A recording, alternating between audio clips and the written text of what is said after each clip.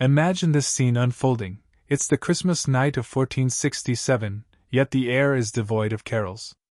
Instead, it's filled with piercing screams.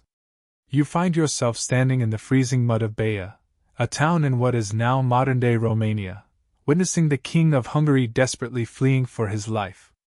Matthias Corvinus, then the most formidable monarch in Central Europe, the very man who commanded the feared Black Army, is at this moment reduced to crawling through the snow-laden ground.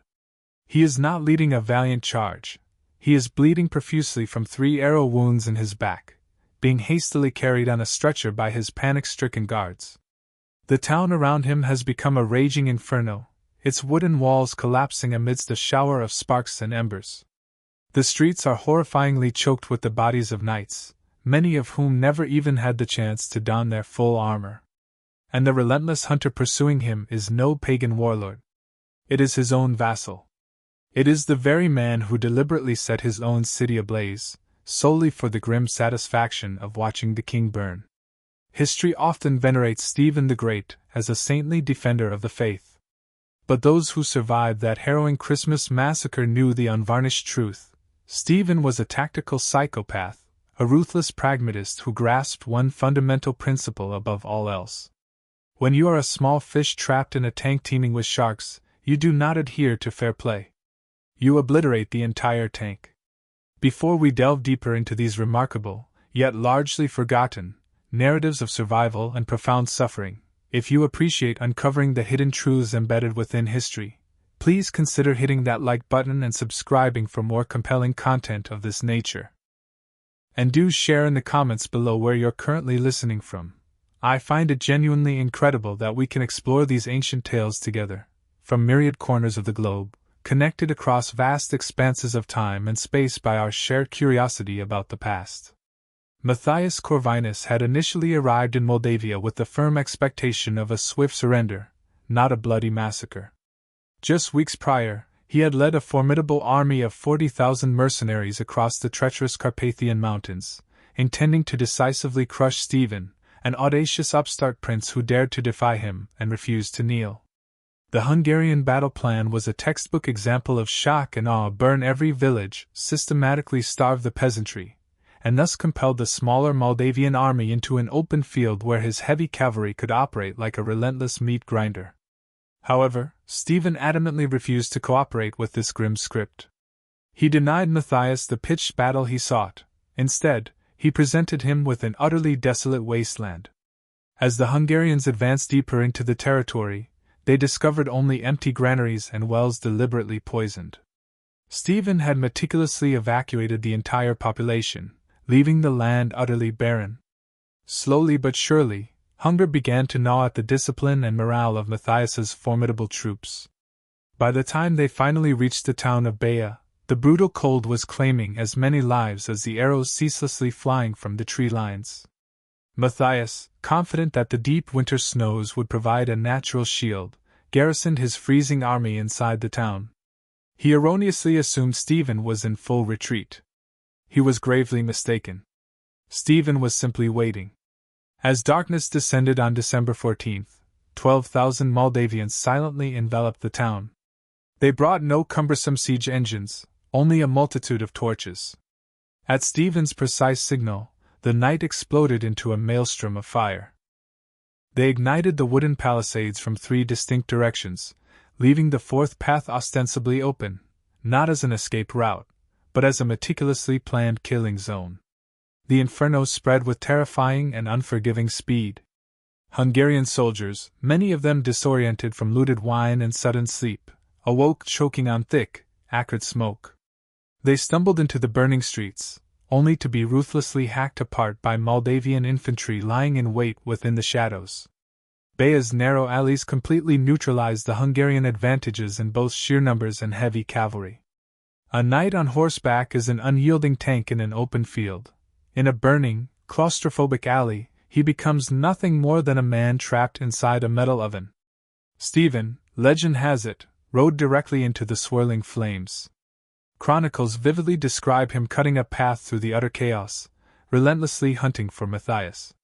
He wasn't attempting to rout the entire army. His singular objective was to decapitate the state itself.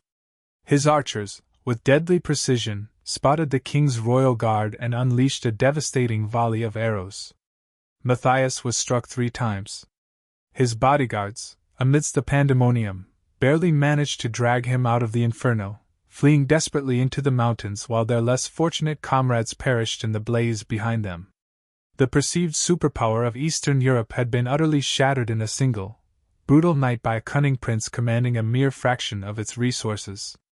However, the brutal aftermath of this victory truly illuminated the core nature of Stephen's leadership. As the first light of dawn broke over the still smoldering ruins of Baia, Stephen did not immediately convene a celebratory feast. Instead, he fixed his gaze upon his own commanders, the very men whose hesitation had allowed the wounded King Matthias to slip through his meticulously laid trap. Stephen accepted no excuses, no rationalizations for their failure.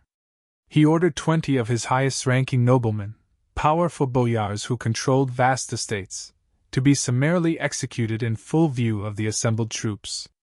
An additional 40 others were impaled on the spot, a horrifying display of his unforgiving justice. Through this brutal act, he sent an unmistakable message, written not with ink, but with blood. Betrayal and incompetence posed a far greater existential threat to him than any foreign army could ever muster. Matthias Corvinus, without a doubt, received this chilling message. He promptly signed a peace treaty and never again launched an attack against Moldavia. The formidable Hungarian threat was, for the moment, neutralized. But Stephen, ever vigilant, had no time to rest upon his laurels. While the kingdoms of the West cautiously licked their wounds, the East was ominously stirring.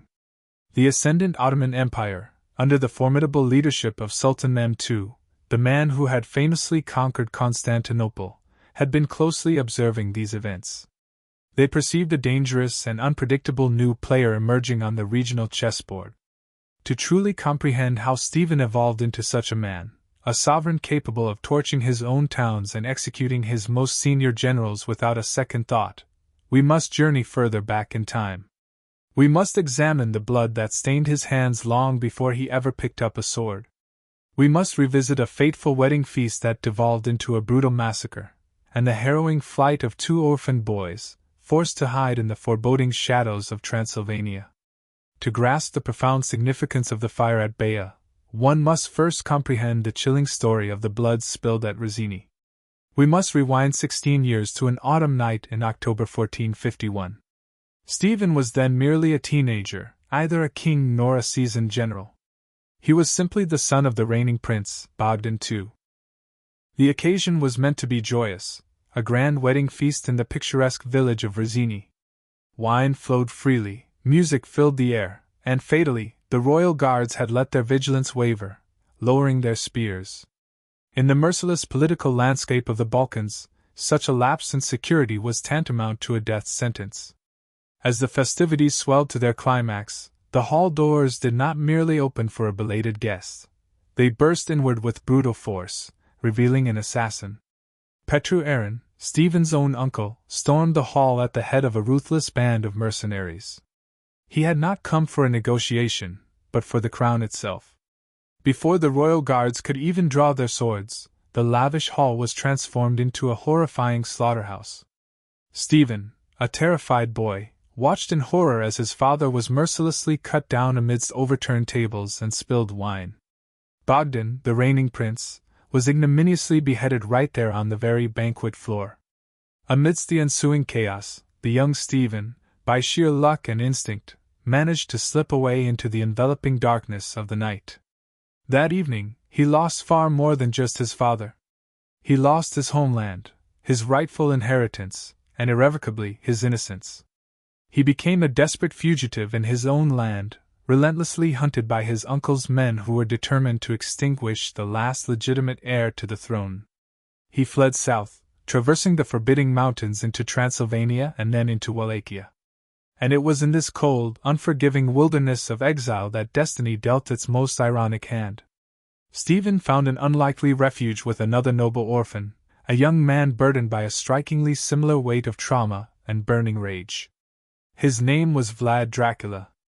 History frequently portrays them as fierce rivals, but in those formative years, they were more akin to blood brothers, inextricably bound by a shared, traumatic nightmare. Both were sons whose fathers had been brutally murdered. Both had witnessed their rightful thrones usurped by treacherous figures, often backed by powerful foreign entities. Both lived perpetually on borrowed time, existing precariously in the ominous shadow of the sprawling Hungarian and Ottoman empires. Together, they absorbed the brutal curriculum of survival. They meticulously analyzed the fatal mistakes that led to their father's demises. Bogdan had placed his trust in family, and died for it. Vlad's father had trusted his boyars, and for that, he was buried alive. The harrowing lesson was indelibly etched into their young minds: trust no one. Strike first, and without hesitation. Mercy is a fleeting luxury afforded only to the safe, and they, in their desperate exile, were never truly safe.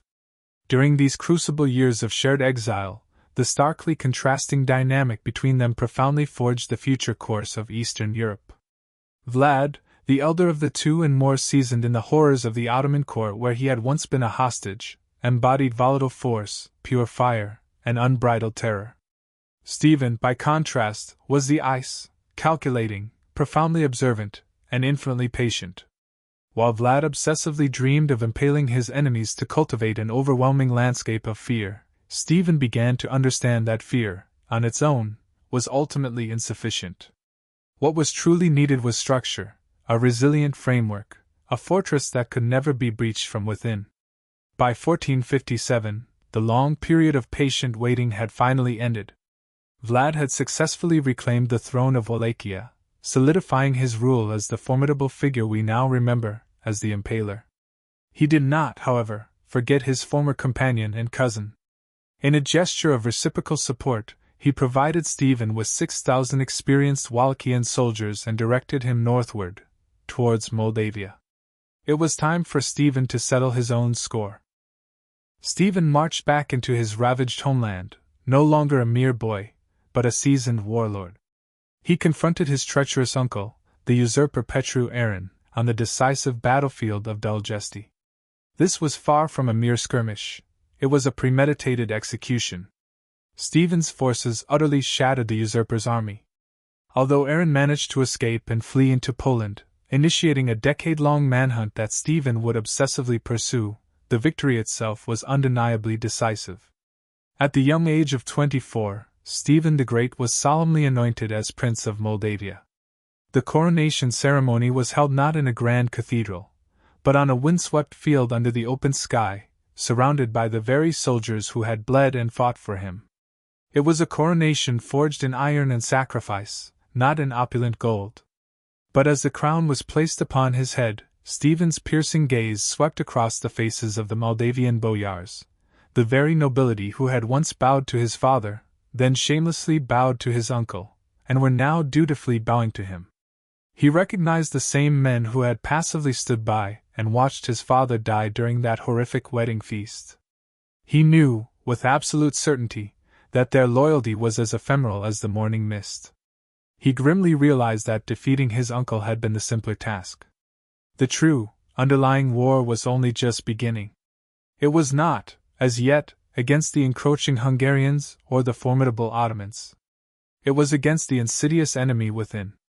The boyars, in their hubris, believed they could easily manipulate and control this young prince, just as they had controlled his predecessors.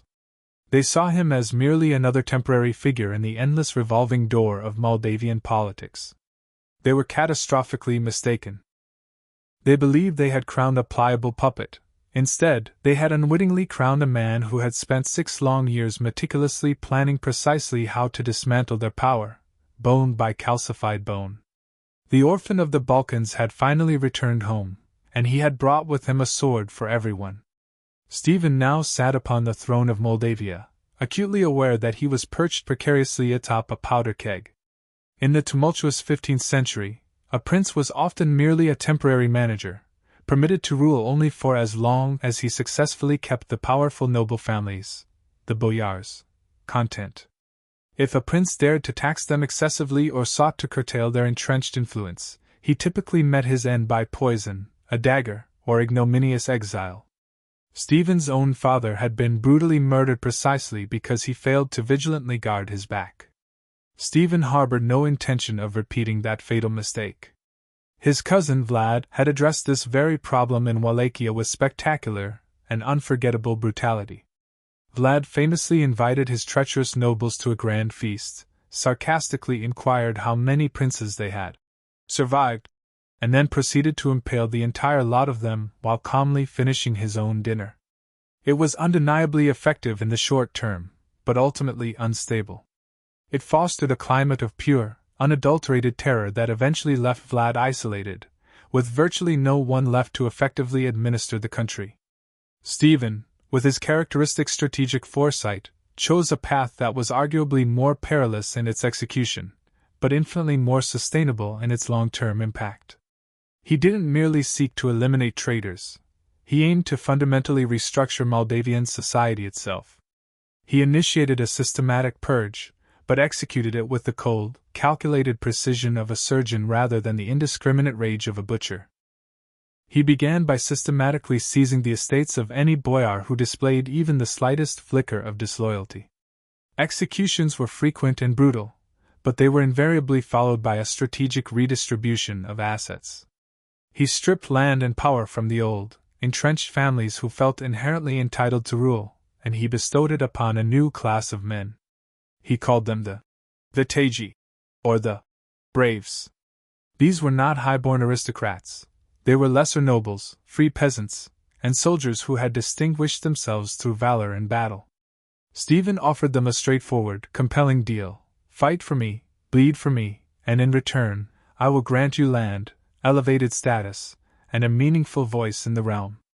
For the first time in Moldavian history, a peasant had a direct line of loyalty to the prince, completely bypassing the local lords and their entrenched power. This was nothing short of a revolution. In the traditional feudal system of Europe, armies were typically ad hoc collections of private levies raised by local barons. If a baron chose not to fight, his men simply wouldn't appear. Stephen ingeniously broke this dependency. By creating the Vitaiji, he forged a permanent standing army that answered solely to him. When he called for the banners, a formidable force of 40,000 men would answer, not because their local lord compelled them, but because their prince had given them a profound and personal stake in the very survival of their country.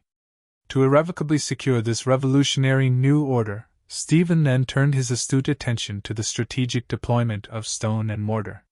He embarked upon a massive, ambitious fortification project that would meticulously transform Moldavia into a formidable, prickly porcupine of defenses.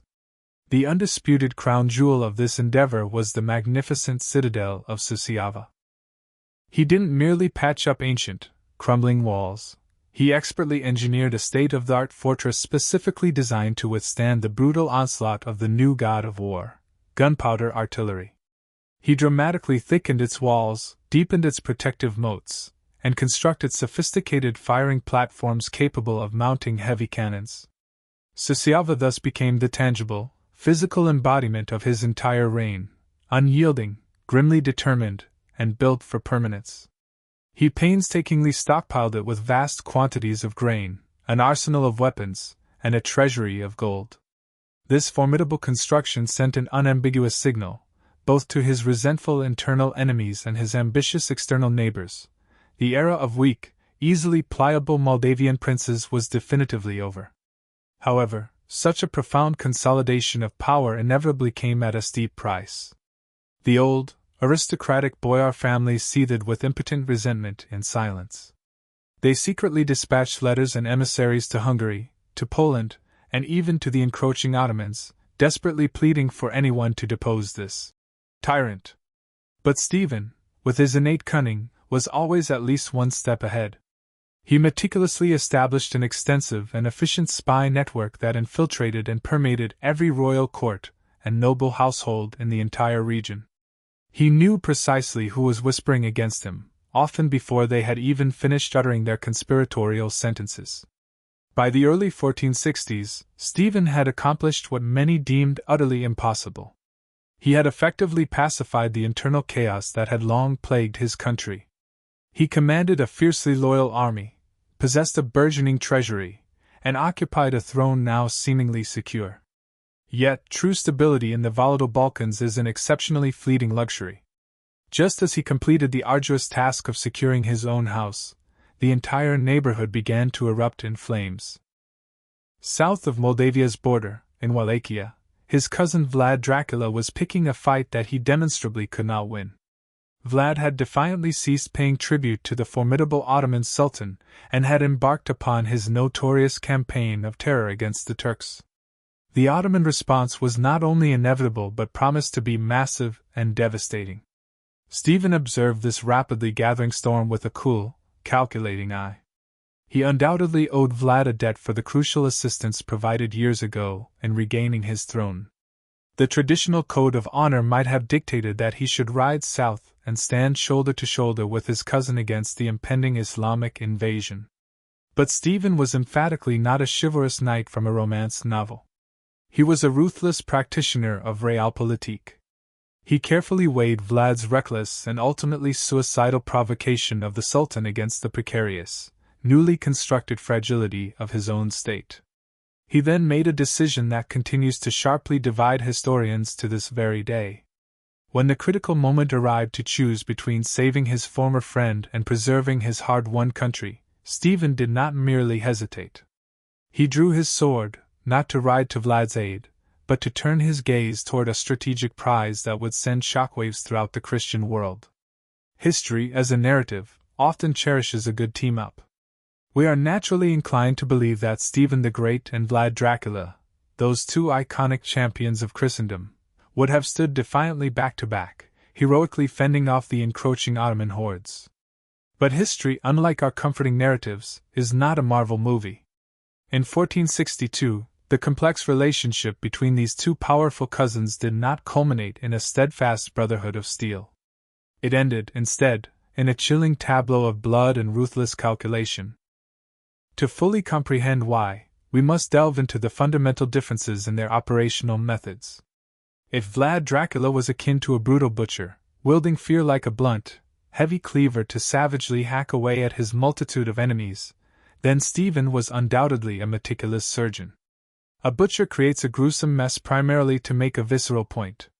A surgeon, however, cuts with dispassionate precision to save the larger organism, even if that means the painful, yet necessary, amputation of a limb. And in the fateful summer of 1462, Stephen made the cold, hard decision that his cousin Vlad was precisely the limb that needed to be severed. The critical focal point of this unfolding drama was the strategically vital fortress of Kilia. Situated precisely at the mouth of the Danube River, Kilia was far more than just a mere castle. It was the economic lifeblood, the veritable lung, of the entire region. Whoever exerted control over Kilia commanded the lucrative trade routes flowing between the Black Sea and Central Europe. For many years, it had been garrisoned by a mixed force of Hungarians and Wallachians. Stephen acutely understood that if he genuinely wished for Moldavia to survive and thrive, he absolutely needed control of that economic lung. He could not afford to allow it to fall into Ottoman hands, nor could he leave it in the possession of a volatile cousin who was recklessly provoking a war he clearly could not win. In June of 1462, the formidable Ottoman Sultan Mehmed II led a massive army into Wallachia, intent on crushing Vlad once and for all. This was, by all accounts, the supreme moment for Christian unity against the overwhelming Ottoman tide. But while Vlad was bravely launching his legendary night attack in a desperate bid to assassinate the Sultan, Stephen executed something truly unthinkable.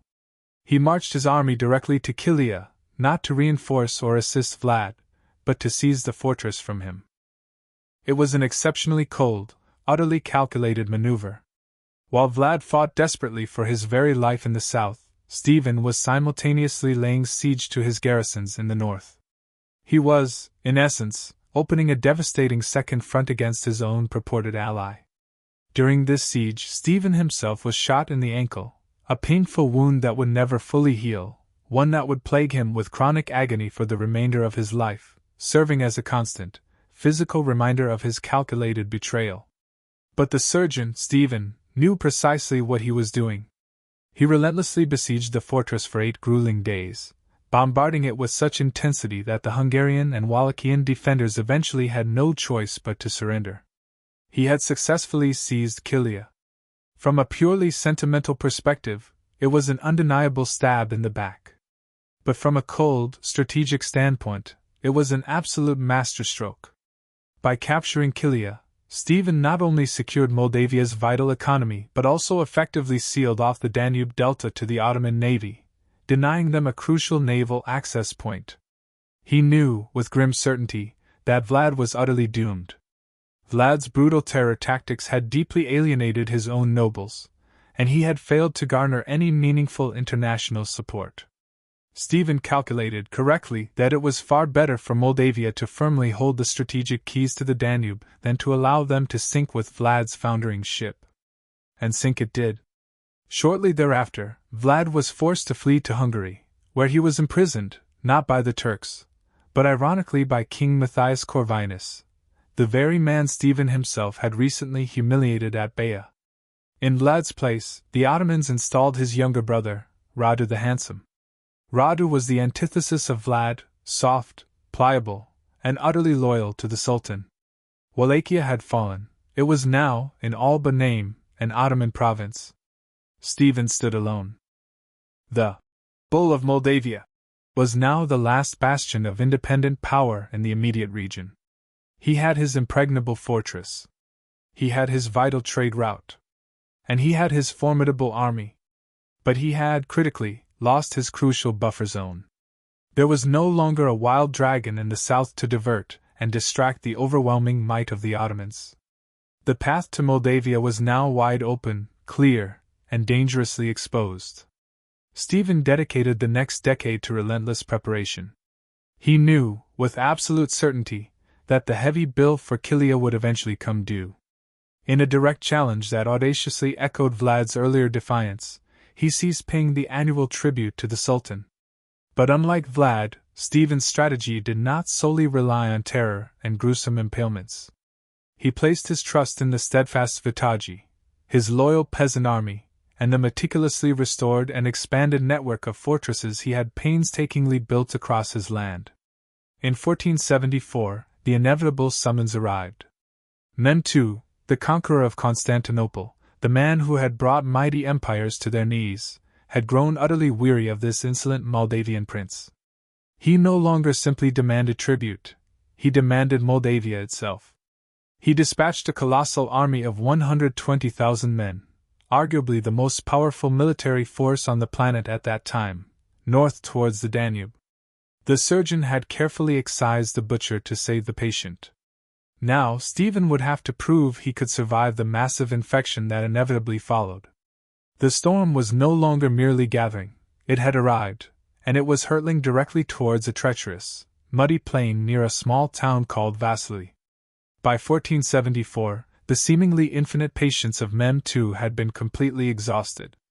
The Sultan was emphatically not a man accustomed to hearing the word no.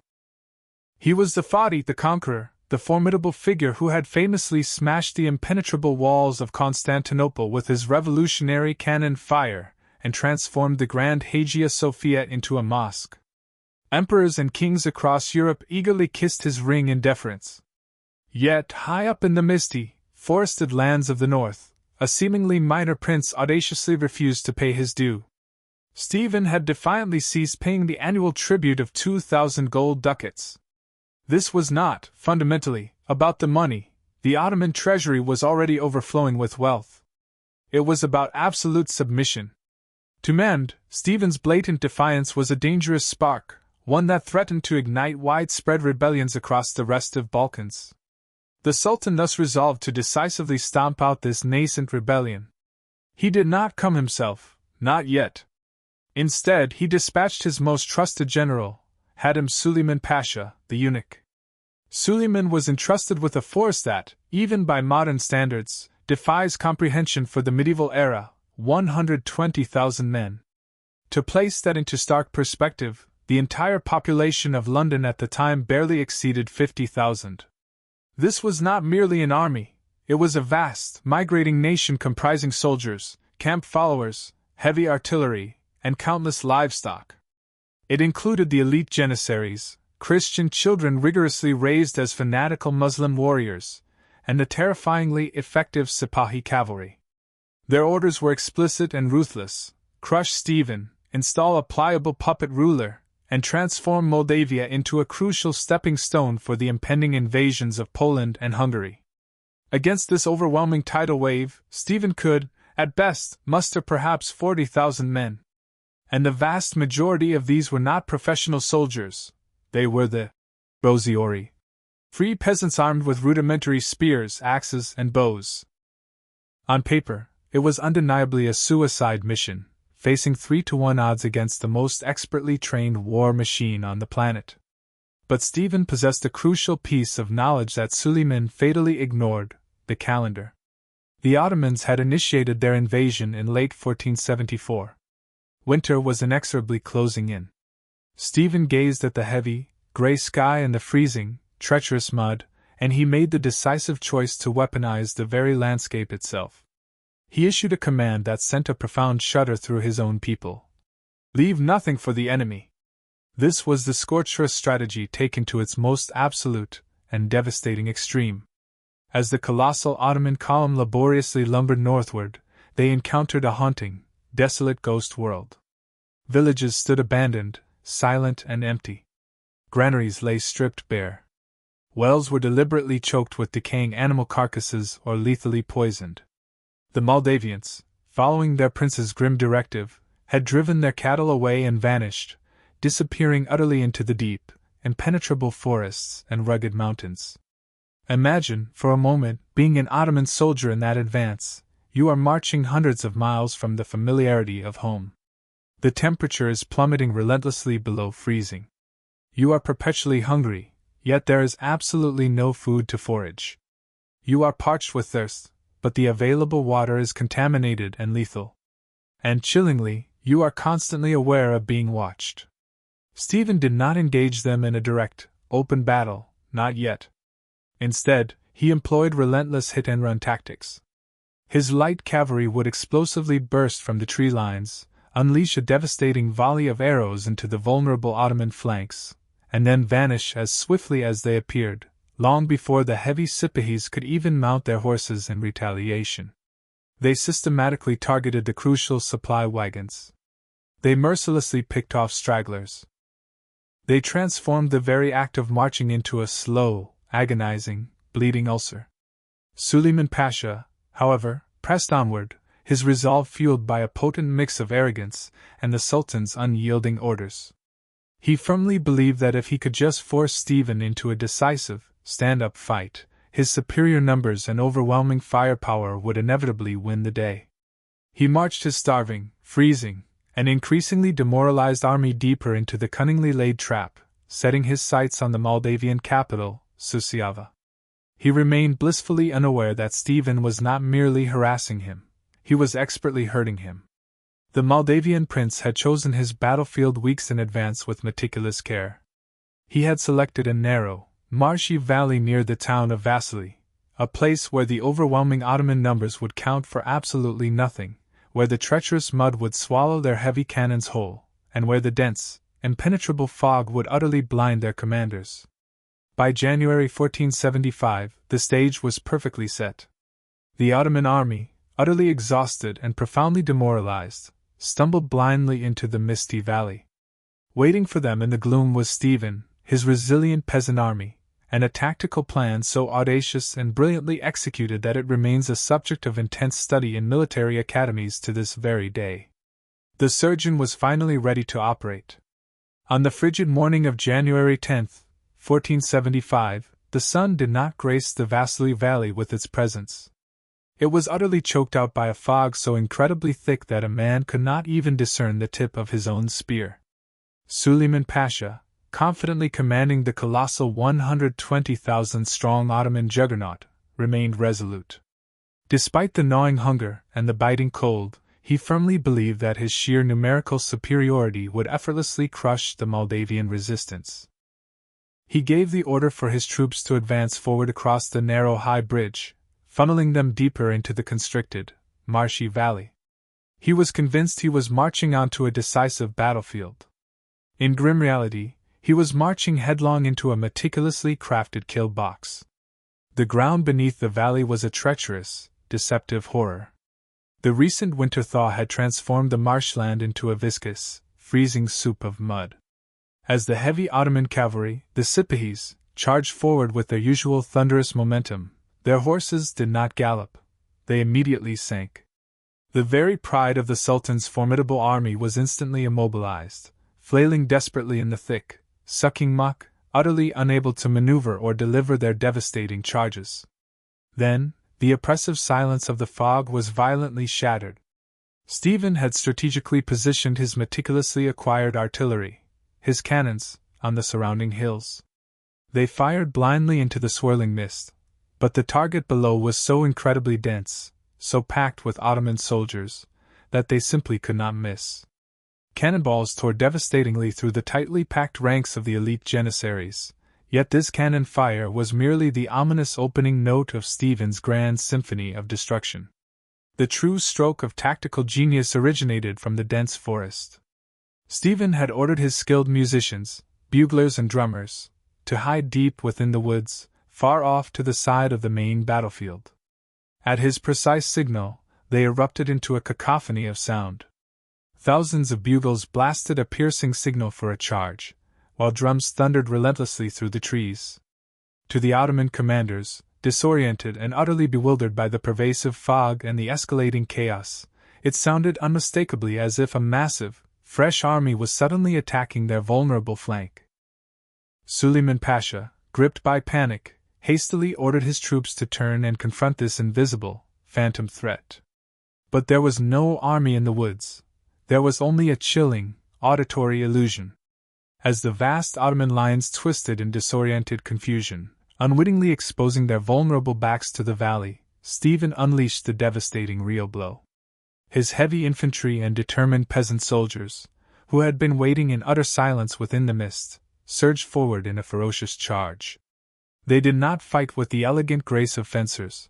They fought with the primal fury of men desperately defending their homes and their very existence.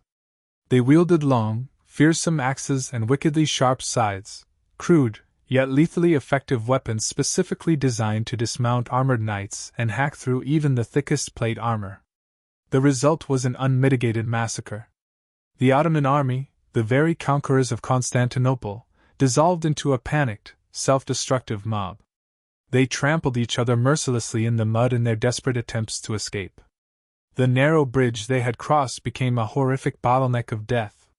Those who were not cut down by the relentless Moldavians drowned tragically in the freezing, treacherous marshes. By the time the thick fog finally lifted, an estimated 40,000 Ottoman soldiers lay dead. 4 high-ranking pashas had been killed. Over 100 battle standards, symbols of Ottoman might, were captured. It was, without a doubt, the greatest defeat the Ottoman Empire had ever suffered at the hands of a Christian leader. Stephen the Great rode solemnly through the horrific carnage, but there was no trace of gloating in his demeanor. He understood precisely what he had achieved, and more critically, what he had not. He had won a battle, a spectacular victory, but he had emphatically not won the war. As his triumphant soldiers celebrated wildly, hailing their victory as a divine miracle, Stephen dispatched a letter to the Pope and the various kings of Europe. This was no self-congratulatory victory lap. It was a desperate, urgent warning. "I have cut off the right hand of the pagans," he wrote, "but the other hand is coming." He knew Mehmed too. He understood, with chilling clarity, that the Sultan would never accept this profound humiliation. Vaslui was not the conclusive end. It was merely the terrifying provocation for something far, far worse. The conqueror, Stephen knew, would not send a general next time. He would come himself, and he would bring hell itself with him. The intoxicating victory at Vaslui was like a powerful drug, and Europe was undeniably high on its immediate effects. The Pope himself lauded Stephen as the athlete of Christ, and royal courts from the bustling canals of Venice to the grand palaces of Budapest dispatched enthusiastic letters of congratulation. But as Stephen well knew, celebratory letters do not stop incoming cannonballs. While the West indulged in its fleeting jubilation, Mehmed II was meticulously gathering a storm that made his previous invasion force seem like a mere raiding party. In the summer of 1476, the Sultan did what he very rarely deigned to do: he took personal command of his forces. He marched northward with an even more massive army, but this time, he brought a crucial insurance policy. He strategically coordinated with the formidable Crimean Tatars to attack Moldavia simultaneously from the east. It was a devastating strategic checkmate. Stephen, ever prepared, was waiting within his carefully constructed defenses. However, when dire news arrived that the Tatars were mercilessly burning villages in the east, his loyal peasant army, the Rosiori, implored him to let them return home to protect their families. Stephen, understanding that a soldier preoccupied with his burning home is ultimately useless in battle, reluctantly granted their request. He was left with barely 10,000 professional soldiers to confront the full, unleashed wrath of the Ottoman Empire. He chose his ground at Razbuini, a strategic plateau encircled by dense, ancient forests. Unable to win by brute force, he brilliantly planned to transform the forest itself into a lethal weapon. As the Ottoman vanguard cautiously approached, Stephen ordered the woods set ablaze. Imagine fighting a desperate battle inside a roaring oven.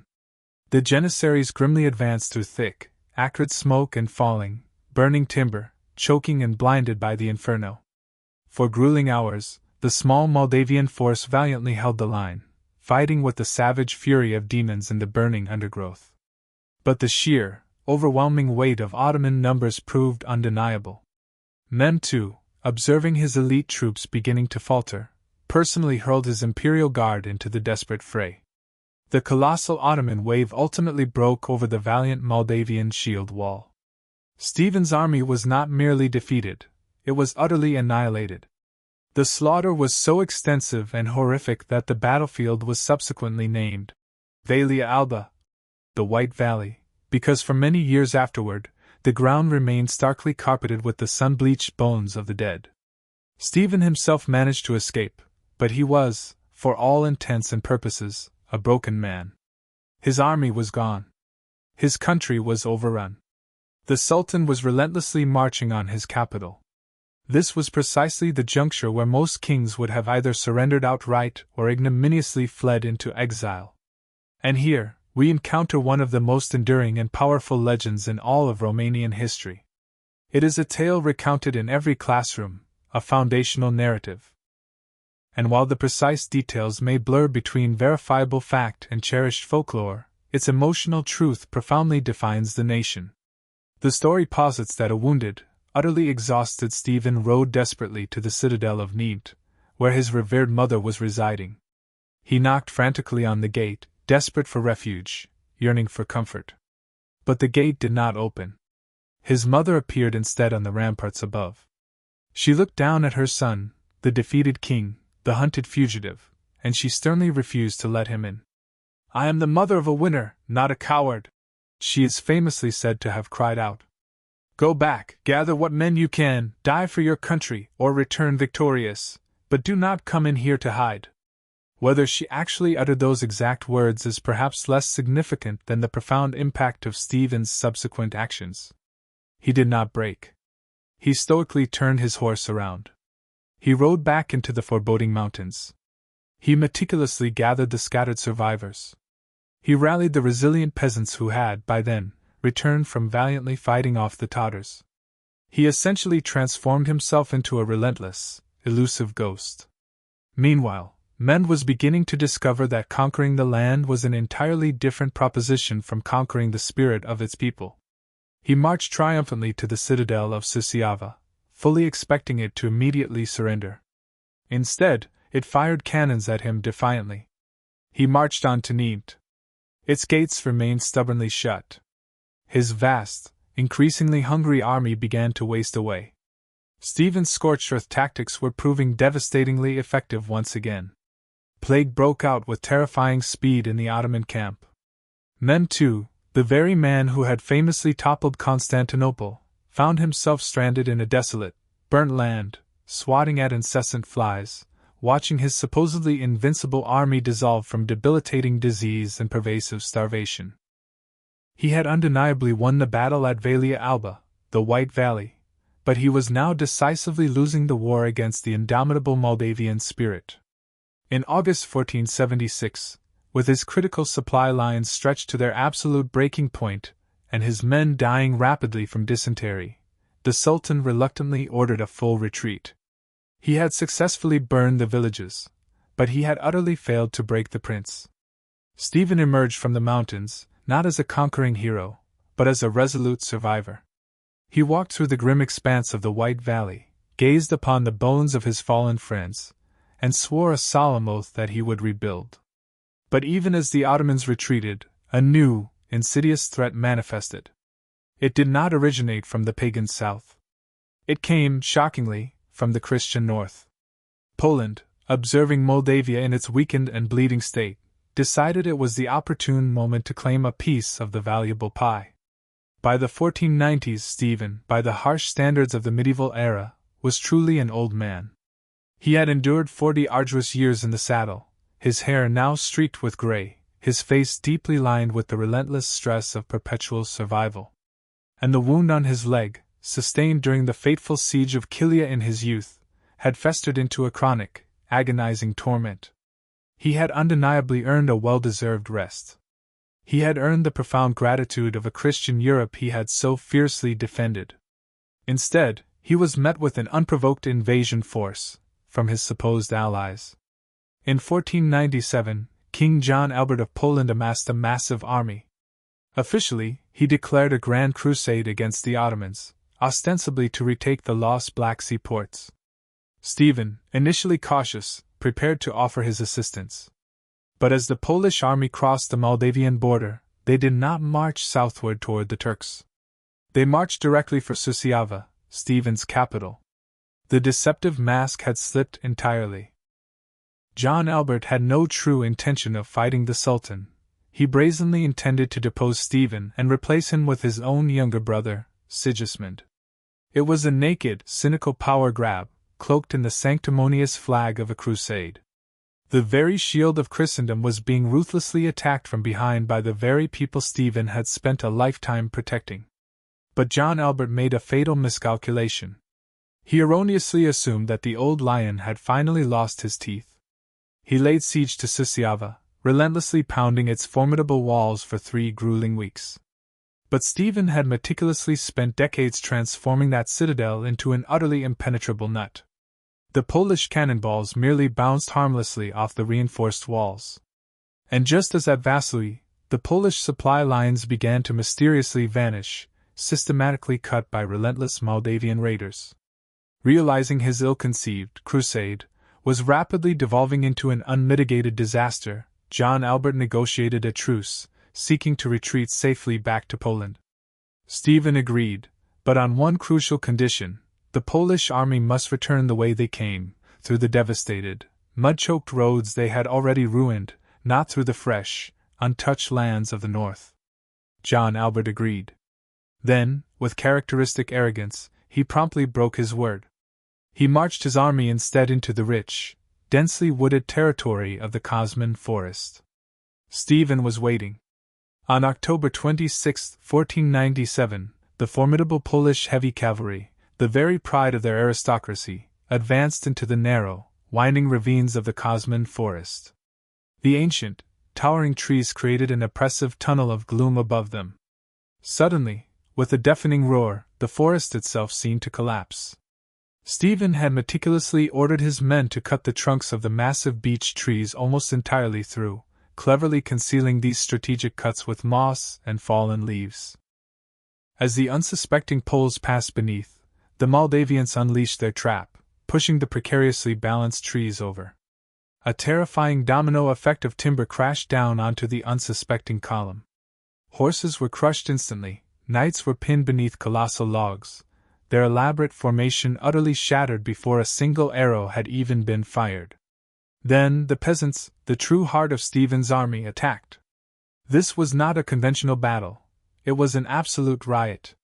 The heavy Polish armor, so expertly designed to deflect lances on an open field, proved utterly useless against falling trees and clinging mud. The Moldavian peasants, the Rosiori, swarmed over the trapped knights, relentlessly dragging them down, stripping them of their weapons, and dispatching them with brutal efficiency. The aftermath of the Battle of Cosman Forest contains a detail so strikingly specific and utterly humiliating that it vividly reveals Stephen's profound contempt for the aristocratic hubris that had betrayed him. He captured thousands of prisoners, including a great many high-ranking Polish nobles. He did not ransom them. He did not execute them. Instead, he put them to arduous work. Stephen forced these proud Polish knights to break their cherished swords and literally turn them into plowshares. He then yoked the noblemen to the plows, treating them with the same disdain as oxen, and compelled them to till the very fields they had so arrogantly tried to conquer. He made them plant acorns. Imagine the sheer indignity of that scene. Men who believed their blood was inherently blue, who had never performed a day of manual labor in their lives, now whipped and driven across the thick mud by the very peasants they had so contemptuously looked down upon. The majestic beech forests of Bukovina that stand to this day are famously said to have grown from the acorns planted by the weeping, humiliated nobility of Poland. This was Stephen's final, unforgettable lesson to the West. He was unequivocally telling them that titles meant nothing to him. Crowns meant nothing. If you dared to come to his land as a conqueror, you would depart as a servant. He had defeated the Hungarians. He had defeated the Ottomans. He had defeated the Poles. He had successfully secured his borders against every major power in Eastern Europe. But as the century turned and the year 1500 inexorably approached, Stephen faced an ultimate enemy he could not outmaneuver, could not ambush, and could not bribe. His own battle-hardened body was finally failing him. Indeed, his own formidable body was relentlessly failing him. The relentless infection in his leg was steadily spreading, and the inexorable shadow of death was, at long last, creeping over the Iron Prince.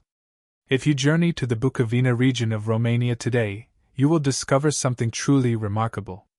Scattered amidst the verdant, rolling hills are numerous churches, their exterior walls painted with vibrant frescoes that have miraculously endured 5 centuries of snow, driving rain, and relentless wind.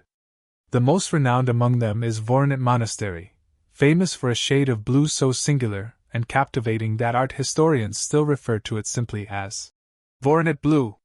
Its precise composition remains an unsolved mystery to this day, but its profound purpose was crystal clear. These were not merely places of worship. They were visual Bibles for the illiterate, spiritual fortresses designed to protect the soul, and they were, in a very literal sense, paid for with blood. Tradition holds that Stephen made a solemn pact with God.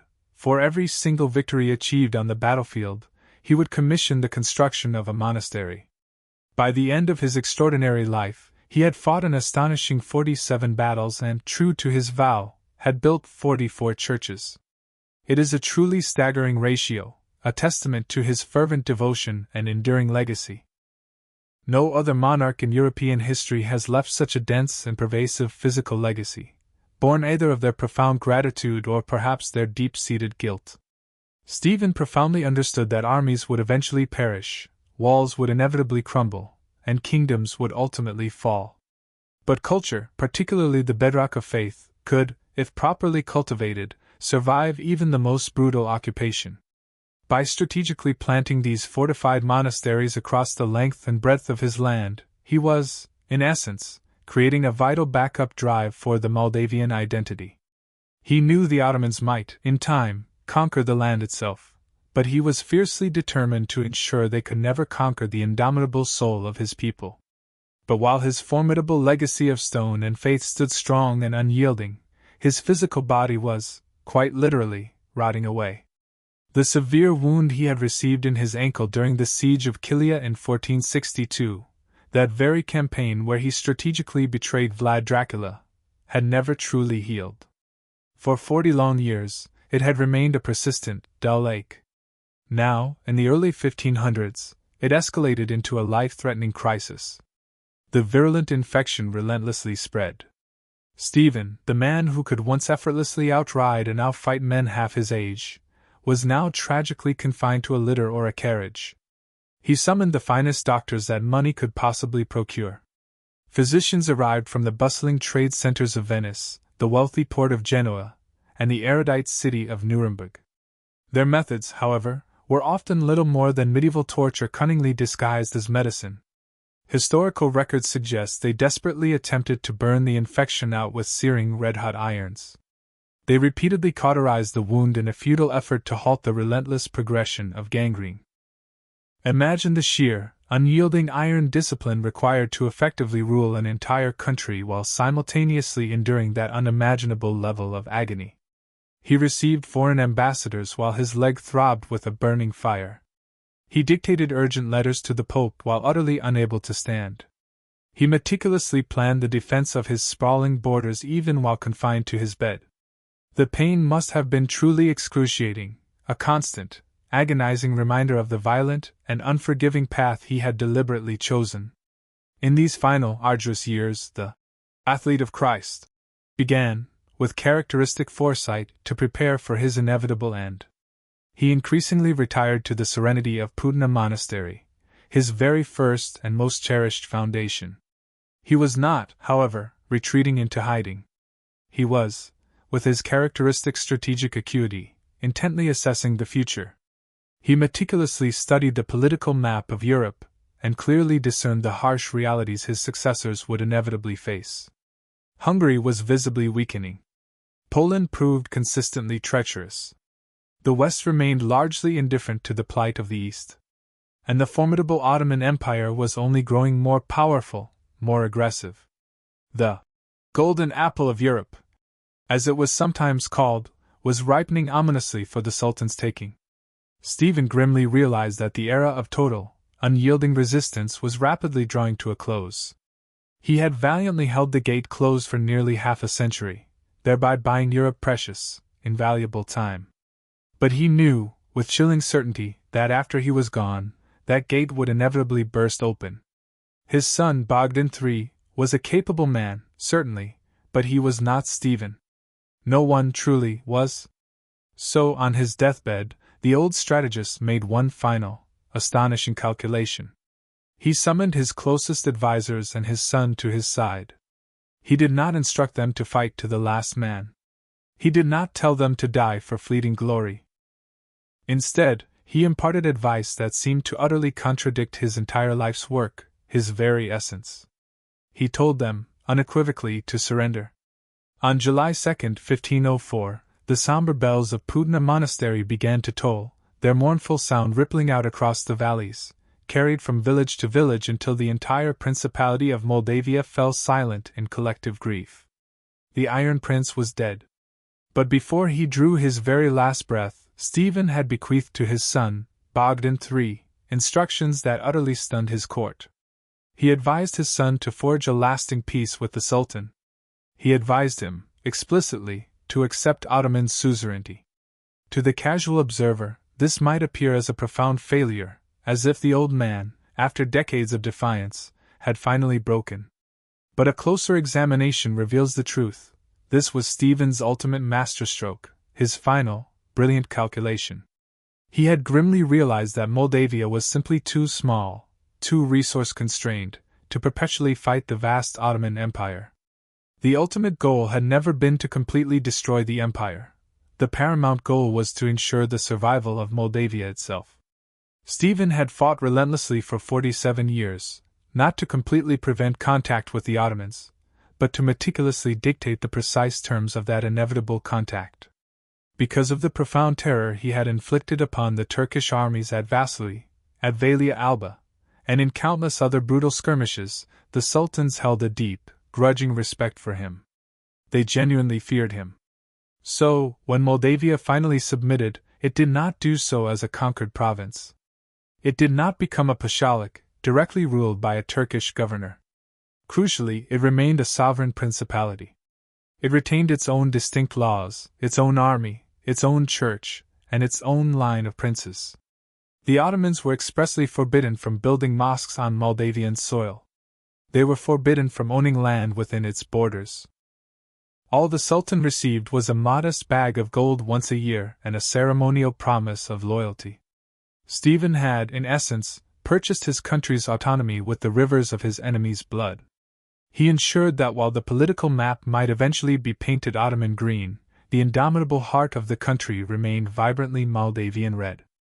This unique status, this hard-won autonomy within the vast Ottoman Empire, is the fundamental reason why Romania exists today as a proud Latin island in a sprawling Slavic sea, and why its rich culture was never obliterated during centuries of foreign domination. So, the question naturally arises, why does the world predominantly remember Vlad Dracula and not Stephen the Great? The answer, arguably, lies in the very nature of fame and storytelling.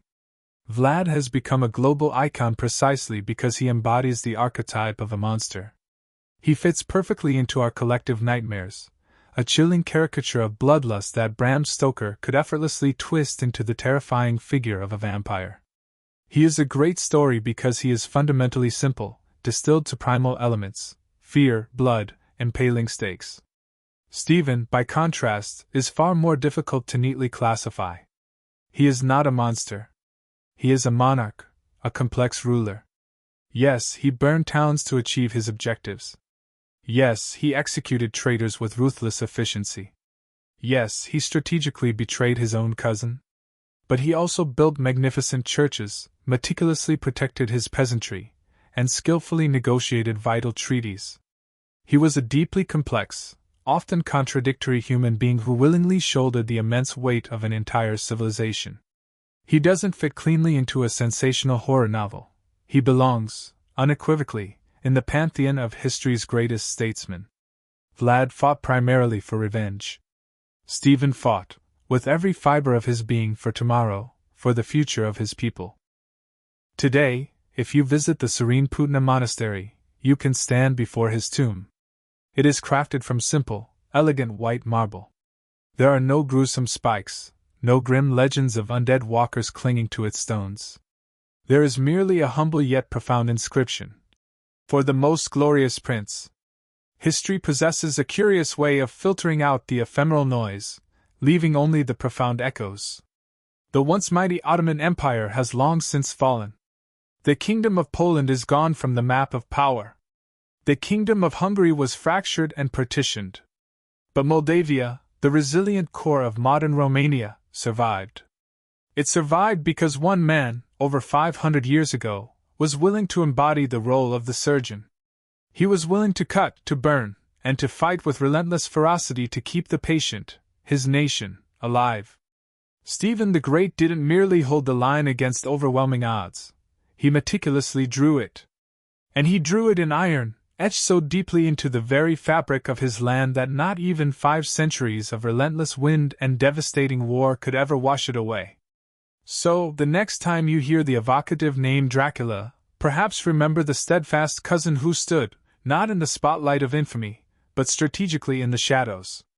Remember the man who didn't just aim to scare the encroaching darkness away, but who painstakingly built a powerful, enduring light to hold it back, year after arduous year. If you found significant value in this deep dive into the forgotten giant of Eastern Europe, please consider subscribing and turning on notifications for more content. I am genuinely curious to know, do you believe Stephen was right to betray Vlad at Kilia in order to save his country? Or is loyalty to family, even amidst brutal geopolitics, ultimately worth more than mere political survival? Please let me know your thoughts in the comments below. I'll be reading them closely.